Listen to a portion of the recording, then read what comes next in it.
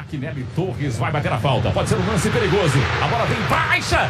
Bateu na trave. Borja é rede. Gol!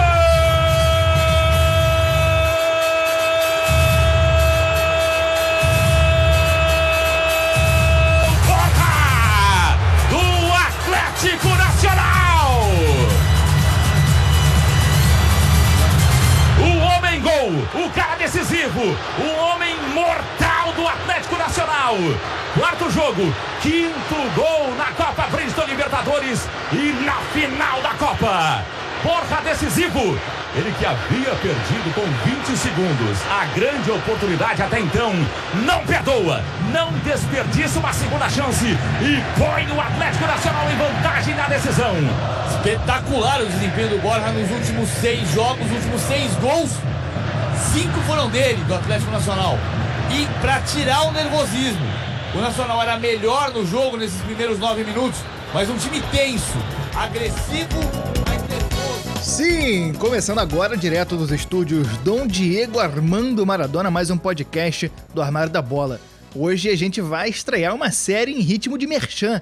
É a série Muy Malos, em que vamos falar dos gringos que deram errado por aqui em terras brasileiras. Só que um detalhe, essa é uma série exclusiva para assinantes do Armário da Bola. O primeiro episódio é uma cortesia, aberto para todo mundo, tal qual a amostra grátis do dermatologista ou o chorinho no bar, aquela última saideira ali que o garçom concede. O queijinho que o pessoal bota o cafezinho no mercado, Isso, às vezes fala também. Exatamente, amendoinzinho no balcão. Hoje a gente vai abrir os trabalhos com 4 caras de um time só, que eles brilharam na Libertadores e vieram para terras brasileiras carregando muita expectativa na mala, mas a muamba era em grande parte composta de decepção. Berrio, Borja, Guerra e Moreno brilharam na Copa pelo Atlético Nacional em 2016 e foram contratados por grandes clubes brasileiros, mas não conseguiram repetir as boas atuações. A gente vai falar das histórias deles, dos bons momentos antes de chegarem, dos maus momentos por aqui e por onde andam hoje em dia. Nessa série a gente vai sempre tentar juntar por temas e analisar a carreira de uns 4, 3, 5 jogadores e entender parte dos motivos que levaram ao fracasso, a parte que é mostrada ao público, porque tem muita coisa que não aparece pra gente, e essa vai ser uma série nossa para assinantes. Se você curtir, assine e terá essa série aparecendo quando ela aparecer. Meu nome é Gustavo Angelés e eu estou aqui como sempre com ele, Chico Freire, o homem das camisas. Chico, seu boa noite. Eu tô aqui mais rápido que o Berrio, mané. Chegando aqui, daqui a pouco eu vou ter um impedimento também pra variar, né? Igual o nosso relâmpago. Alô, vocês que estão chegando aqui agora para mais um episódio do Armário da Bola. Nossos amigos e amigas, ouvintes. Ouvintes é dia ouvintes da e neutral. ouvintas. É foda. Estamos chegando aqui com mais uma novidade no nosso conglomerado de mídia, um produto novo para adoçar, né, o ouvido da nossa plateia. Já acrescentou no nosso Media Kit? Tem que botar. Tem que botar no Media Kit. Tá pronto, inclusive. Tem muito Media Kit aí pra gente. Esse aqui vai ser uma brincadeira aqui que a gente pensou que vai ser pros pra nossa comissão técnica, né? A gente tá começando a criar aí uma base de seguidores fiéis que já estão aí colaborando com nosso programa de assinatura. É uma base grande, né? Tanto que você vê as análises políticas, 30% estão com o Lula, 30% com o Bolsonaro e 30% estão com a Armário da Bola. E 10% a gente ainda não encontrou para fazer o contato. Aí agora a gente aí, nesse projeto para se tornar uma força política no país, né? Começamos aí nossa comissão técnica, então, fica aqui o recado, entra lá, picpay.me/Armário da Bola, que você vai ter acesso a esse conteúdo sempre. Agora é só, como o Gustavo falou, um gostinho, uma amostra grátis, e em breve isso aqui vai ser frequente, exclusivo. A gente quer trazer a galera para participar também, a gente quer trazer os nossos ouvintes e colaboradores financeiros para participarem também. E a nossa ideia não é fazer conteúdo só pago, a gente vai manter sempre semanal, toda sexta, o conteúdo no feed gratuito para todo mundo, e aí para quem assinar a gente vai ter esse conteúdo especial aqui, vai ter outras séries que a gente está planejando em podcasts para assinantes, vamos ter texto, vamos ter live, vamos ter bastante coisa. Se você entrar no picpay.me/Mara-da-Bola, você vai ver toda a descrição lá das recompensas e a gente agradece muito a quem já assinou a gente, a quem vai assinar e a quem escuta a gente também, porque tem muita gente que não tem condição de assinar ou não quer também, quer continuar com o programa. Ajudar com retweet, ajudar com interação aí, compartilhando a gente nas redes sociais, chamando a gente para participar do seu podcast. Exatamente. E vamos pra vinheta. Eu sou obrigado a falar que esse programa aqui tá uma porra. Vidro de vidro? Vídeo. 100% atualizado. Sabia não? Não sei o que aconteceu. Luís do Maranhão. Esses negros maravilhosos que saem tabelando, tocando. O Nacional saiu na frente na ida, tomou empate no fim do jogo. Aqui no comecinho, aos 9, com Borja, o seu grande herói. Fez 1-0, placar agregado 2-1. Fim de papo, a Copa Bristol Libertadores 2016 tem dono. E é do Atlético Nacional da Colômbia. Campeão da Copa Bristol Libertadores 2016. Bicampeão da América. A glória é de Henriquez, o campeão da América. É o Atlético Nacional da Colômbia. O Nacional de Medellín, bicampeão da Copa Bristol Libertadores. La Copa se mira e se toca. A gente vai falar aqui de um time que foi um fenômeno ali na Libertadores em 2016, um time meteórico que estava jogando muito, um time muito azeitado, muito bem treinado e que vários desses caras foram parar em outros clubes. O técnico, que foi o Juan Carlos Osório, foi treinar o São Paulo, depois saiu para treinar o México. Tem esses caras que a gente vai falar e tem outros caras também que saíram de lá para ser grandes nomes em outros clubes. Tem o Armani, que foi campeão da Libertadores com o River Plate. Tem o Davinson Sanches também, que hoje está no Tottenham, né? Isso. O Maquinelli Torres. São jogadores que assim, é uma base do Atlético Nacional que veio de alguns anos, né? Que eles foram com jogadores da base, com os caras pensados nos mercados bem periféricos, né? Eles montaram uma base ali a partir de 2012, 13, que culminou nesse ano ultra campeão que foi 2016, né, pro Atlético Nacional. Primeiro com o Juan Carlos Osório, o treinador colombiano, e o que tinha as canetinhas coloridas, né? Passava bilhetinho pros jogadores. E depois o Rueda. Esses dois caras, o Osório foi técnico do Nacional de 2012 a 2015, quando foi pro São Paulo, e o Rueda assumiu em 2015 e ficou até 2017, quando foi pro Flamengo. Esses dois caras são simplesmente os dois técnicos mais campeões da história do Atlético Nacional. O Osório conquistou a Superliga em 2012, a Copa da Colômbia em 2012 também, a Apertura em 2013, Copa Colômbia em 2013, Finalização em 2013 e a Apertura em 2014. O Rueda conquistou o Finalização em 2015, a Superliga 16, a Libertadores 16, a Copa Colômbia em 2016, a Recopa em 2017, o Apertura em 2017 e o Rueda poderia ter conquistado a Sul-Americana em 2016, mas teve toda aquela confusão do voo da Chape, que não teve final, e o Atlético concedeu o título à Chapecoense, então foi vice-campeão numa final que não houve, né? E não teve tinha disputa. Sido vice em 2014 da Sula, com o Osório ainda. Exatamente, né? Vice da Sul-Americana em 2014 contra o River Plate ali no começo dessa retomada do River. Já era com o Galhardo, eu acho. E aí era um time que tem jogadores até que chegaram na seleção, né? Lateral Boca Negra, tem o Cardona também no meio de campo, é um time que, mesmo entre jogadores gringos que trouxeram, acertou muito nessa construção de elenco, né? O Armani, por exemplo, é argentino. E ele... O Guerra, que a gente vai falar, é venezuelano. E aí, além desses caras que acertaram, né? Tem esse bonde esses bondes, esse pacotão que a gente vai contar aqui agora, que depois dessa Libertadores em 2016, pra gente dar um contexto desse título, né? Foi um título que o Atlético Nacional teve grandes atuações, era um time muito azeitado, muito bem treinado, muito bem organizado, com futebol técnico. Muito decisivo também, sabendo os momentos certos, ganhando muito jogo em final de jogo. Com muito repertório também, né? Um time bem diverso nos jogadores. E, obviamente, o mercado brasileiro cresceu o olhinho, né? No final de 2016, o pessoal falou, vamos passar aí a régua nesses colombianos. E era um momento que o futebol brasileiro tava com muito dinheiro, né? A gente via muito dinheiro sendo investido. Era ali 2015, 16, 17, Flamengo e Palmeiras, principalmente, gastando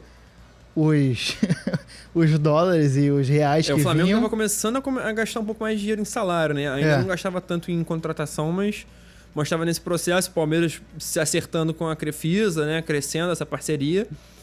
E cada vez os dois com mais potencial para gastar dinheiro. O Nacional foi campeão contra o Independente Del Valle. O Nacional passou do São Paulo na semifinal e o Independente Del Valle passou do Boca Juniors. A gente poderia ter tido uma final São Paulo e Boca Juniors, mas acabou tendo 2 zebras na final, Atlético Nacional e Independente Del Valle. O Nacional se sagrou. Mostrou que nem era tão zebra assim, né? Não, era um time bom, com era um uma time camisa bom, muito forte. mas comparando com o São Paulo e Boca é outra história. O Independente Del Valle realmente era zebraça e fez um campeonato muito digno. Poderia ter sido campeão, inclusive, afinal foi disputada. Antes da gente falar dos nossos muy malos, dos nossos piernas de palo hoje, a gente tem que fazer uma menção honrosa para um camarada que era parte desse elenco, mas que até que não foi tão mal quanto os outros aqui no Brasil, né? Que é o Jonathan Copete, o atacante. Ele foi pro Santos na metade de 2016 e eu acho que ele não chegou a jogar a final da Libertadores em 2016, mas ele fez parte da campanha. E ele, se ele não foi nenhum craque aqui no Brasil, se ele não é um cara inesquecível na história do Santos, cara, ele fez 26 gols e é o maior artilheiro gringo da história do clube. Que é uma das camisas mais pesadas do futebol, é o maior artilheiro gringo. E hoje, aqui no dia da gravação, a gente foi apurar aqui sobre o Copete, qual que é a situação dele, e tem notícias que dão conta de que hoje, terça-feira, ele vai reestrear pelo Santos, depois de empréstimos aí que ele foi jogar no México, jogou no Chile. Hoje o técnico Ariel Roland deve reaproveitá-lo, um jogador super versátil, e eu tenho uma história engraçada com a camisa dele, né? Que na reta final de 2016 eu fiz uma promessa que... caso era uma disputa franca por um título aí de um campeonato que eu não vou dizer o nome, pra eu não me entregar aqui, né, pra qual time eu torço. É importante, a gente tem que manter a imparcialidade. E aí tal qual o Galvão Bueno, vamos guardar esse segredo de qual time a gente torce até o final, a gente não vai revelar. Pode falar. E o meu time, ele tava perseguindo um outro, e aí eu fiz uma promessa que a cada jogo que o outro perdesse, eu ia comprar a camisa do cara que fez o gol que sagrou a derrota, né, desse time que eu precisava que perdesse. E aí o Santos ganhou, foi o único que ganhou, inclusive, e o gol foi do Copete. Aí eu fui comprar a camisa, e vou botar o nome do cara, né, Copete e tal. E eu cismei que ele era o número 26, nem olhei, assim, o site de comprar camisa geralmente dá aquela opção, né, já com casado ali, com o número e o nome do cara. Vou digitar que eu sei, Copete, 26. Cara, chegou a camisa, o Copete era 36. 26 era o Paulinho 762. Vai, Paulinho. Esse ser humano ímpar, né? E aí eu tenho uma camisa aí do Santos. Nunca tomou Stella da tua ele? Nunca, ele é absteme. Absteme e celibatário também. É quase um monge budista no Ele futebol. nunca foi pego em festa à noite. Nunca. Todas as fotos dele eram de dia. Segundo o próprio. E aí eu tenho uma camisa com o número do Paulinho e o nome do Copete, né? Tá aí essa peculiaridade. Peça, né? É uma peça Daqui a especial. 10 anos a gente leiloou isso aí, vai dar uma grana. E vamos pros jogadores que serão nosso tema aqui. Vamos começar pelo que a gente julga ter sido a melhor carreira dentre os 4 aqui no Brasil. Melhor no geral, assim. Talvez não tenha jogado menos do que outro e tal, mas considerando também valor, considerando momentos, a gente acredita que dos 4 que a gente vai falar, o Berrio tenha sido o melhor. E ele chega aqui primeiro porque ele é rápido pra cacete. Ele é muito rápido. Ele chegou na frente dos outros. Ele já tomou a frente aqui, mas errou o passo. Orlando Henrique Berrio Meléndez, nascido em Cartagena em 14 de fevereiro de 1991. Um cara muito rápido, um touro. Ele parecia um ciborgue, bicho forte pra caramba. A voz grossa pra caralho. A voz grossa. E só. Basicamente era isso que ele tinha. Ele foi cria da base do Atlético Nacional, estreou lá em 2010 com 45 partidas e 5 gols na primeira passagem e foi depois pro Milionários também da Colômbia e não se destacou. Depois, em 2012, foi pro Patriotas Boyacá, um clube da cidade de Tunja, a quase 3.000 metros de altitude, e depois voltou pro Atlético Nacional em 2014 a pedido do Juan Carlos Osório. Em 2013 ele já tinha jogado. 2013. Em 2013, a pedido do Osório, ele volta ao clube Verdolaga. E aí foi onde ele se firmou, né? Ele era bem jovem ainda, com 22 para 23 anos, ele se firmou de vez no Atlético Nacional. Cara, talvez não tão goleador, né? Mas a própria característica dele favorecia que ele jogasse pelas pontas, né? Então ele não é um cara artilheiro. É um cara com um físico bizarro, muito fora da curva, assim, um cara O jogo todo. muito o jogo forte e muito pulmão, muito rápido, muito atlético, né? Um jogador, pô, dependendo do uso que for feito, é um jogador muito útil. E ele chegou a fazer gol na final da Sula em 2014, no vice pro River, ele fez um gol no Sim. jogo de ida, se não me engano, na Colômbia. Ele voltou em 2013, como a gente falou, né? Teve 5 gols em 19 partidas, o que é um bom... A média é boa pra um uma ponto, média né? boa para um cara que não é o goleador do time. Em 2014 foi campeão da Superliga da Colômbia contra o Deportivo Cali nos pênaltis e estreou na Libertadores contra o Grêmio nesse ano. Fez o primeiro gol dele na Libertadores contra o News Old Boys em abril. Em 2015 conquistou o Finalización. Em 2016, na Libertadores, ele fez 4 gols em 12 jogos na Liberta, mas o grande momento dele foi quando ele deu porrada em racista. Cara, isso aí é um dos momentos preferidos que eu tenho da Libertadores no último século. O Berrio foi responsável nas quartas de final contra o Rosário Central. Ele fez um gol no último minuto. O Atlético precisava ganhar por 2 gols e estava ganhando por 3-2.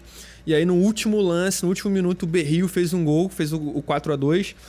E em vez de comemorar saindo correndo na doidada, ele foi pra cima do goleiro que tinha proferido ofensas racistas contra ele e foi comemorar jogando na cara, esfregando, assim. Pô, causou uma alvoroço. celeuma. Um quiprocó no campo, que foi maravilhoso. E aí tem a cena, né? Os caras os argentinos vindo pra cima dele, ele só armando aqui. Vem, encara, pô. Vai pra cima do Berrio pra tu porra. ver. Vai tomar uma. E aí, esse gol foi importantíssimo, né? Que o time passou pra semifinal.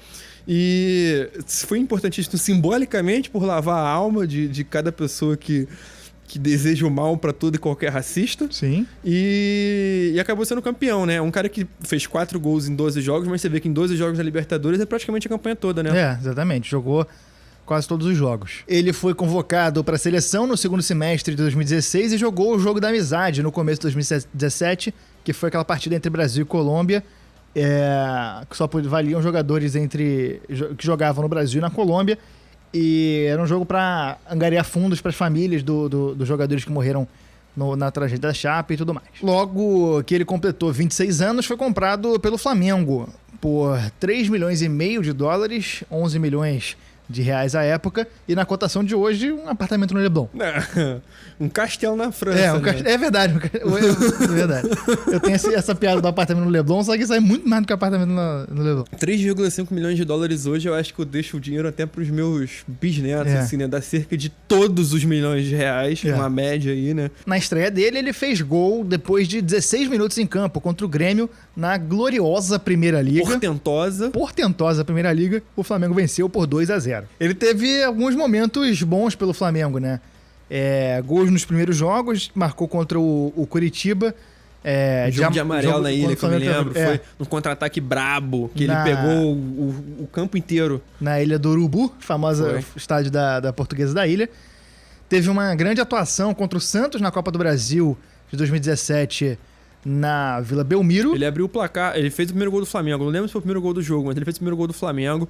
E foi um jogo que ele jogou muito bem. O jogo foi... Eu lembro que o Ederson tinha acabado de ser diagnosticado com câncer e ele comemorou...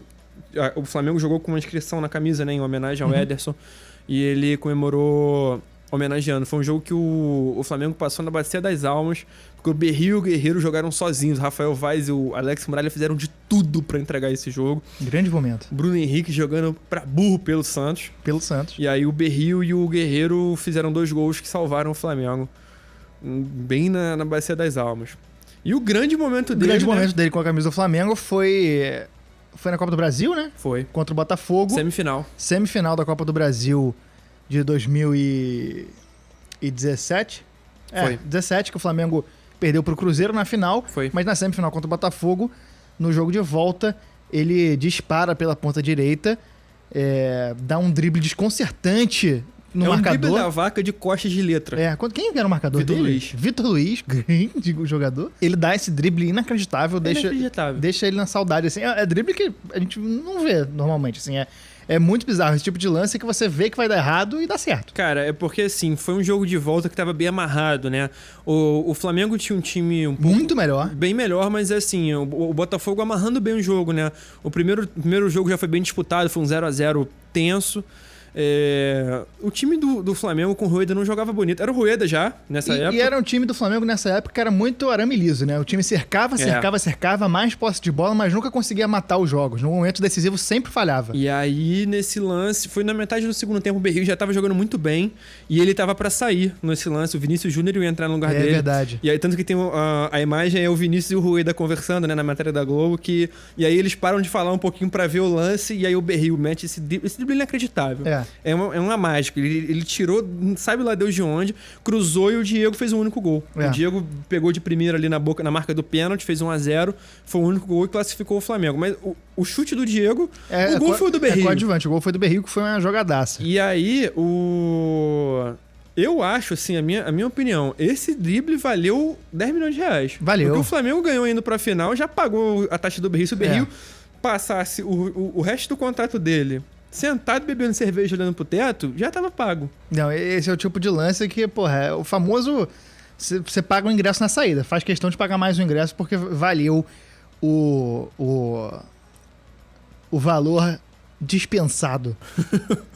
Valeu o espetáculo, né? Valeu o espetáculo, mas acabou que a passagem dele no Flamengo foi marcada por esse gol e por muita lesão.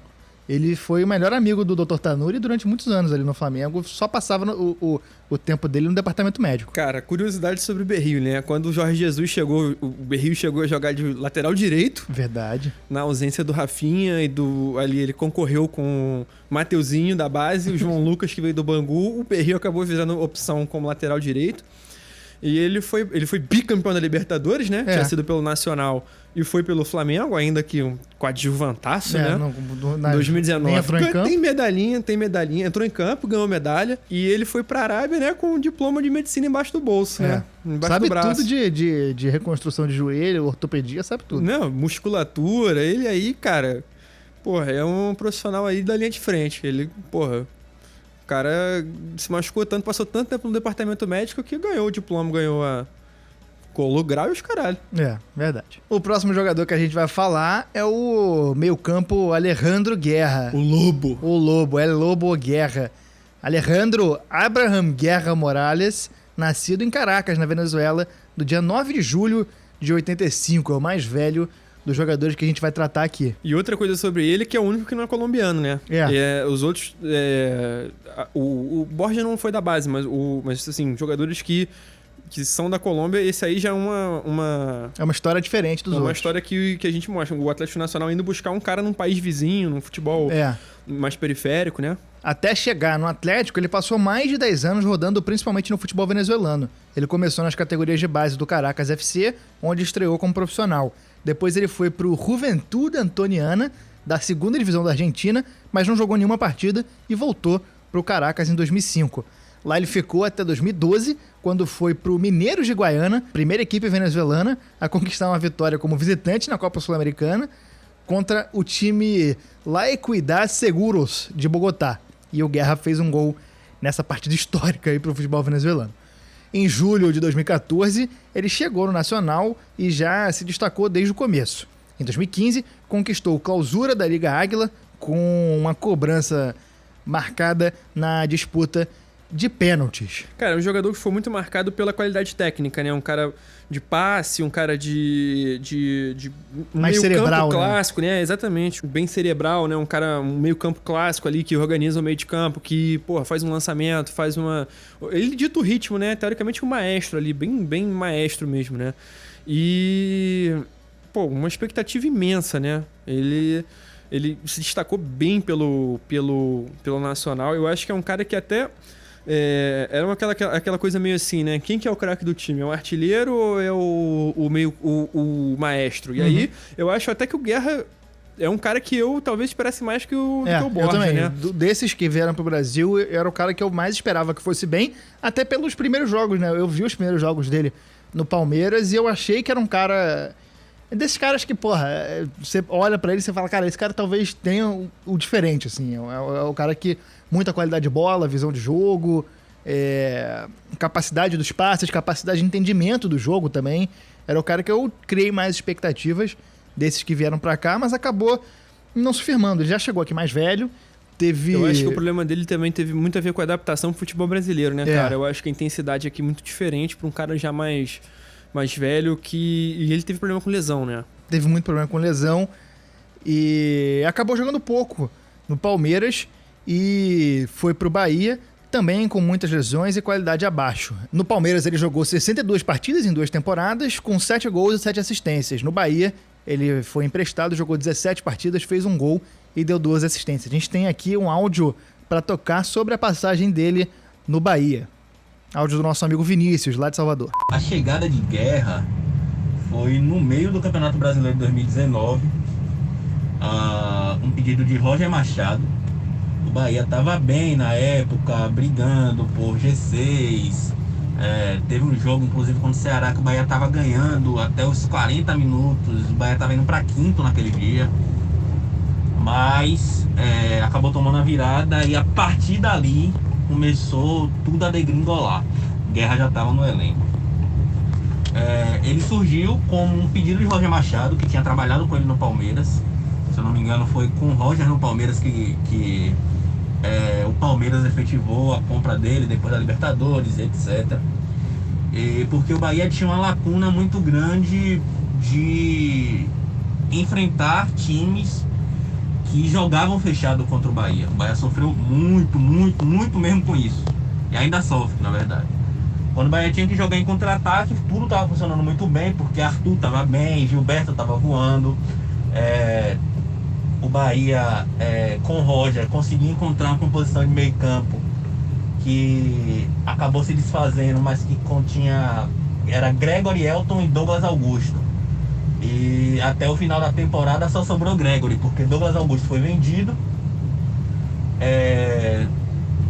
Elton machucou e só sobrou Gregory. Então o Roger estava desesperado tentando encontrar outras maneiras de fazer esse time jogar. E encontrou em Guerra uma opção, porque Guerra tem um bom passe, Guerra sabe finalizar, etc, só que acabou não dando certo. Porque Guerra tem uma série de problemas físicos e era nítido que ele não tinha mais condições, ele não aguentava jogar. Roger se perdeu um pouco também, não conseguiu fazer o time encaixar, tanto que a campanha do segundo turno do Bahia foi campanha de rebaixamento. Não caiu porque o time tinha feito uma campanha de primeiro turno muito boa, acabou em quinto ou em sexto, alguma coisa assim, mas foi dentro da zona de Libertadores. E no final das contas, Guerra obviamente não deu certo, dentro de um time que já estava meio fadado a não dar certo. Mas era sofrível, pô. Guerra jogando era um negócio bizonho de ruim, assim, porque ele não tinha a menor condição, ele não tinha condições físicas de jogar. A gente via que ele tinha uma qualidade técnica diferentezinha, mas não dava, porra, não dava. Marcar a Guerra, anular a Guerra era muito fácil. Então, não rendeu nem um pouco. Só rendeu os memes, né? Porque o Instagram de Guerra é muito bom. Eu até tirei uma foto, porra, imitando uma pose que ele fez, ele todo trajadinho lá, vestido de Bahia e... Eu até esqueci a legenda, vou procurar resgatar depois, mas é isso. Guerra não deu certo, infelizmente, porque eu acho um personagem super carismático. Ele é um cara muito gente boa, a gente chegou a entrevistar ele lá pro jornal e foi uma entrevista que rendeu bastante, porque ele é muito gente boa, ele tem uma história de vida absurda, assim. É um cara que entende muito de futebol e, além de tudo, tem a questão de... o filho dele, o mais novo, o filho é uma figurinha, velho. O guri é uma onda, o guri é muito gente boa. E eu acompanhava o Instagram de Asael, o moleque que, quando eles estavam no Palmeiras, o moleque chegou até a se afogar e tal, teve aquele problema todo. Mas o moleque é uma figura e, no final das contas, ele foi... a grande coisa legal e que rendeu de Guerra no Bahia foi o filho dele, Asael Guerra.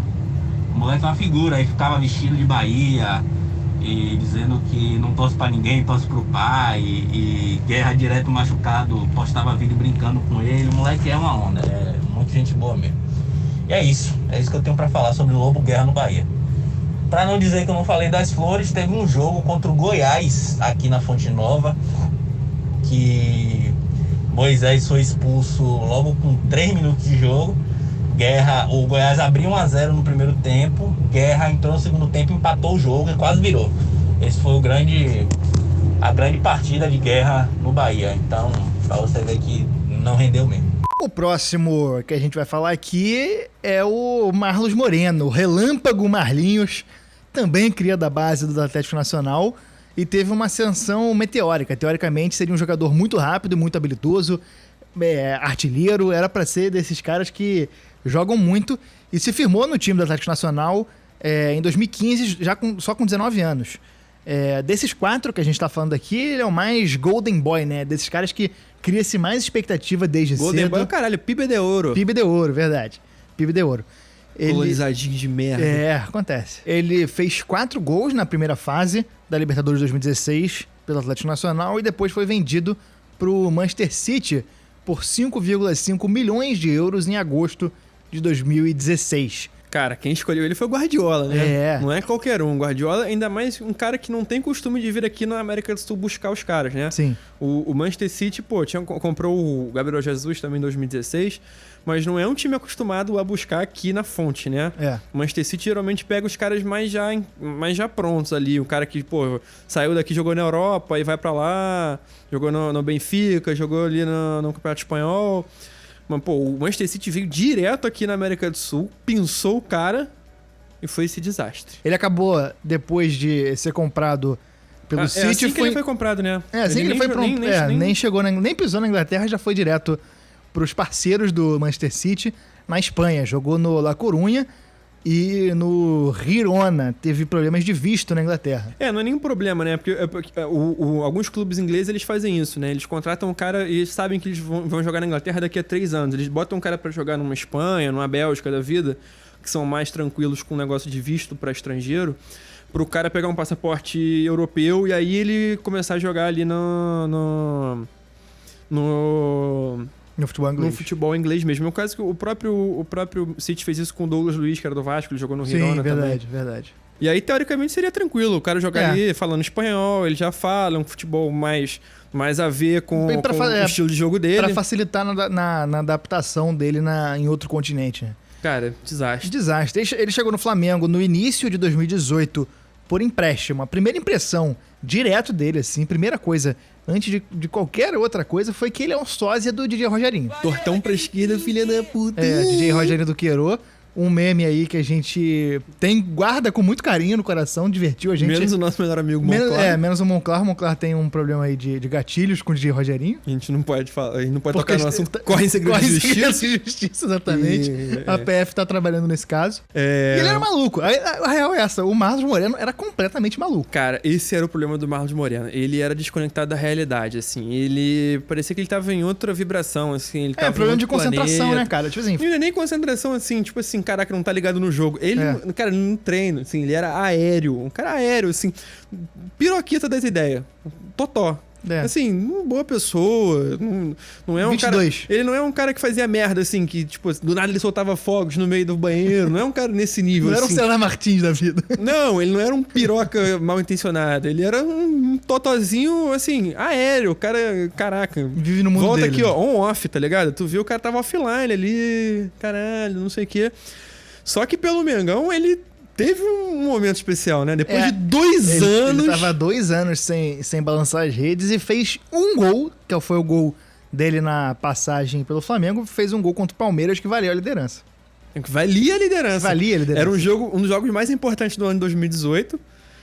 Flamengo e Palmeiras aqui no Maracanã. E aí ele fez o gol de empate, o Palmeiras abriu o placar, o Marlos Moreno num momento... rompante. Num rompante de concentração e utilidade. Fez o gol de empate e logo depois o Paquetá desperdiçou que seria o gol da virada, acabou 1-1, o Palmeiras continuou líder. É verdade. Depois ele rodou pelo Santos Laguna, foi pro Portimonense e atualmente está no Lommel, da Bélgica. Ele ainda é do Manchester City, tá? Ele ainda é do Manchester City. Um dia o Guardiola não acredita em Marlos Moreno. Vai jogar lá, Eu também acredito. E agora chegamos ao cara que custou mais caro desses todos. Desse bonde, né? Que talvez o Borja seja desses casos mais emblemáticos de jogadores que deram errado. O Borja é um cara que, olhando os números, você vê que ele até fez alguns gols, teve partidas, fez gols em Libertadores, fez gol em Brasileiro, fez gol em jogos grandes, mas pegando tudo, pegando o todo da história, quanto ele custou, o que ele fez, as expectativas,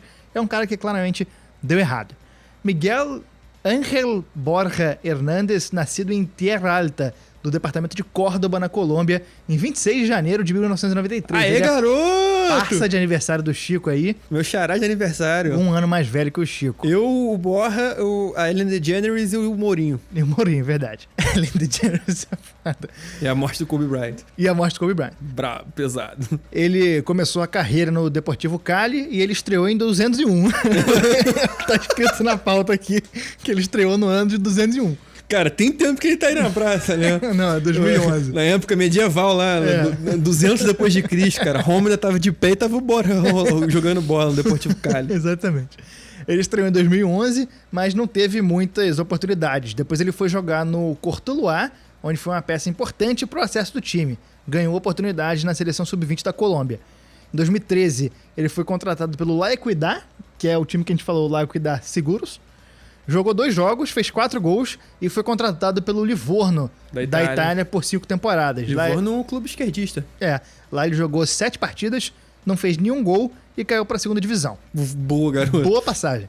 Em 2014, ele foi emprestado com opção de compra para o Clube Olimpo, da 1ª divisão da Argentina, a pedido do colombiano Walter Perazo, técnico daquele clube.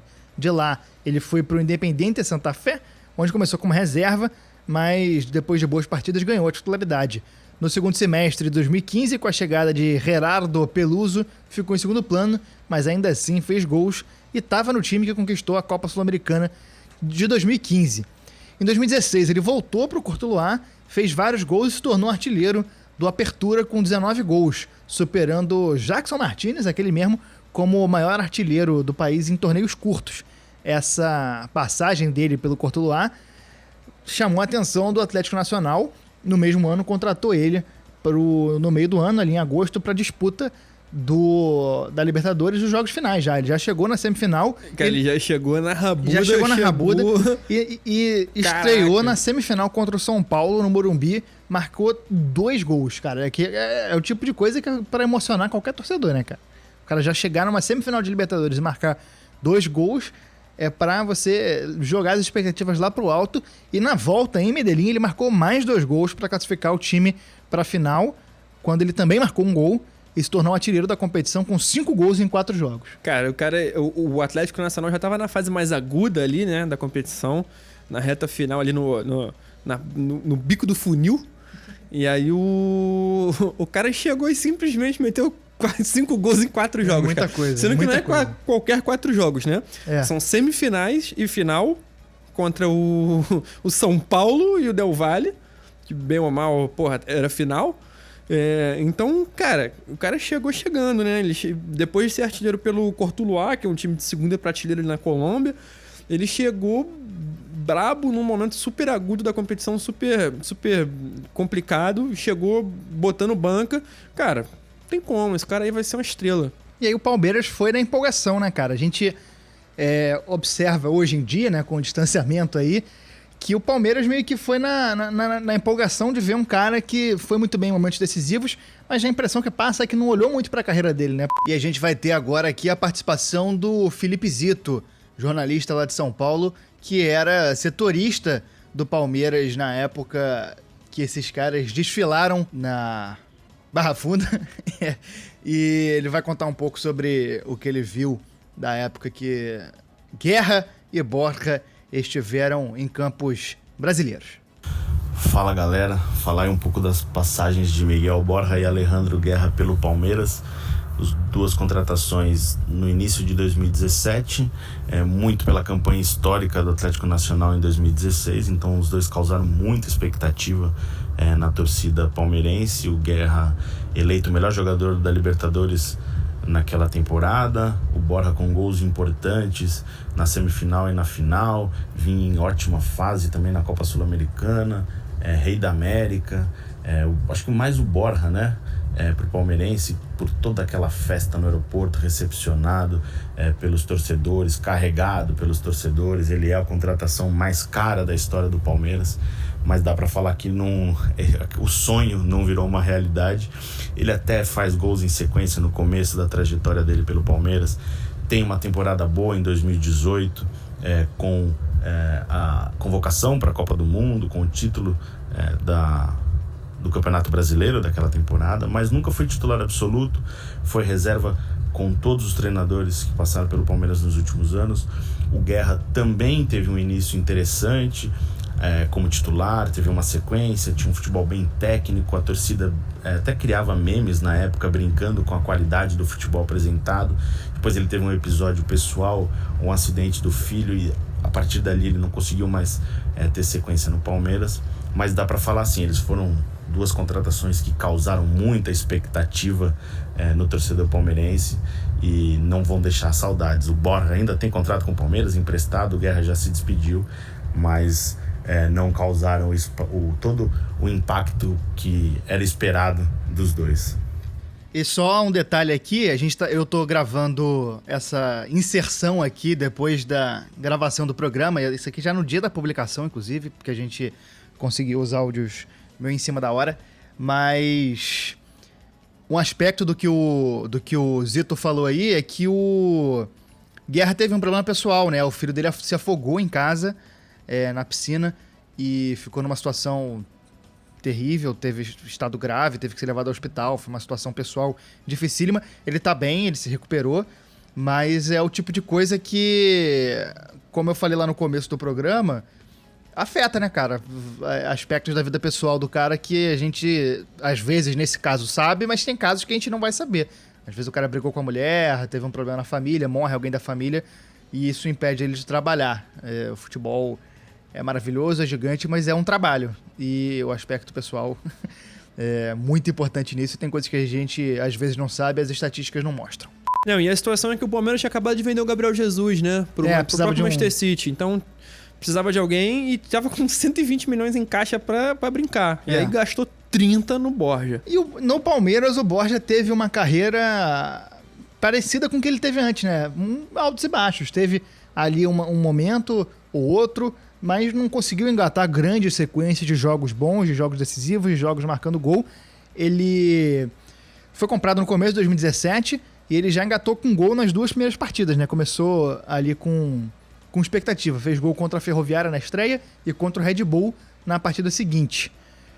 Na estreia do Brasileirão, meteu 2 gols de uma vez. Contra o Vasco, e ficou 3 anos no Palmeiras, marcou 36 gols pelo clube entre 2017 e 2019. O que eu lembro muito dele, cara, é que toda partida dele, que ele marcava gol, era aquele negócio, beleza, era isso que ele precisava. Marcou gol, agora ele vai engatar. Aí ficava 10 jogos sem marcar, ficava, agora mais um gol, vai engatar. Toda essa expectativa dele finalmente conseguir engatar sequências, isso é importante. Ele acabou não sendo tão importante pro Palmeiras como a expectativa por ele prometia, né? Assim, eu acho que a questão, você vê, 36 gols, com camisa 9 é pouca coisa, em 3 anos, mas não é um jogador completamente inútil. Agora, na frieza do número, não é um cara totalmente inútil. Só que você vai ver, cara, ele ficou muito marcado por perder uns gols inacreditáveis, por umas pataquadas assim, de trapalhões. Parecia um cara que não tinha capacidade de ser jogador de futebol. Você fica se questionando. E boa parte desses gols foi gol de pelada, assim, né? Uns gols meio estranhos. Ele tem um ou outro golaço, assim. Tem um gol que ele chapela o cara e bate de primeira. Uns domínios muito difíceis. Tem um lance que ele já domina tirando o zagueiro, acho que é na Libertadores, eu acho. Aquele lance que ele passa a bola por entre as pernas de calcanhar e já vai girando. Ele dá esse giro lindo em cima do zagueiro e bate pro gol. É um cara que, em dados momentos, mostrava uma qualidade absurda, fazia gols muito difíceis. Em outros, ele perdia gols muito fáceis. E em outros, fazia gols de atrapalhada, assim, na canelada. É um cara que eu não consigo definir se ele é habilidoso ou se ele não é. Assim, eu acho que no fundo, cara, ele tem um bom coração. Não, tô brincando. Não duvido que ele tenha, de fato, mas não é isso que eu ia falar. Eu acho que o Borja, cara, ele é um cara que ele não é tão horrível assim, mas eu acho que a grande questão é que, claramente, ele não vale 30 milhões de reais. Eu acho que esse é o cerne da questão. Ele é um cara que, beleza, é um cara que faz um golzinho ou outro, um reserva ali. A questão é que o Palmeiras pagou 33 milhões de reais esperando um cara pra substituir o Gabriel Jesus, que tava voando em 2016, né? E ele claramente não é essa pessoa. O Palmeiras ele pagou valor de jogador pra ficar 10 anos no clube e conquistar tudo, e não foi isso que recebeu. Se tivesse dado menos dinheiro, talvez a gente teria outra análise dele, talvez ele nem estivesse nesse programa, mas o fato é que o Palmeiras gastou 33 milhões. Você viu o Copete fez 26 gols. Só que custou $1 milhão. Na época era 3 milhões de reais. Pois é, mas a verdade é que o Borja ficou marcado, né, cara? É um cara que ficou marcado e também um momento de muita expectativa do Palmeiras. Ele jogou em anos ali que o Palmeiras precisava mostrar e não conseguia, né? Não conseguia. E um time com muito medalhão, tinha comprado muita gente, gastou muito dinheiro, então era uma concorrência muito forte. Se ele não representasse, ficava difícil e nunca conseguiu fazer aquilo que se esperava dele. O Palmeiras deu certo depois, apostando na base nesse ano agora, que a gente vai falar eventualmente. Ele acabou sendo campeão brasileiro em 2018, né?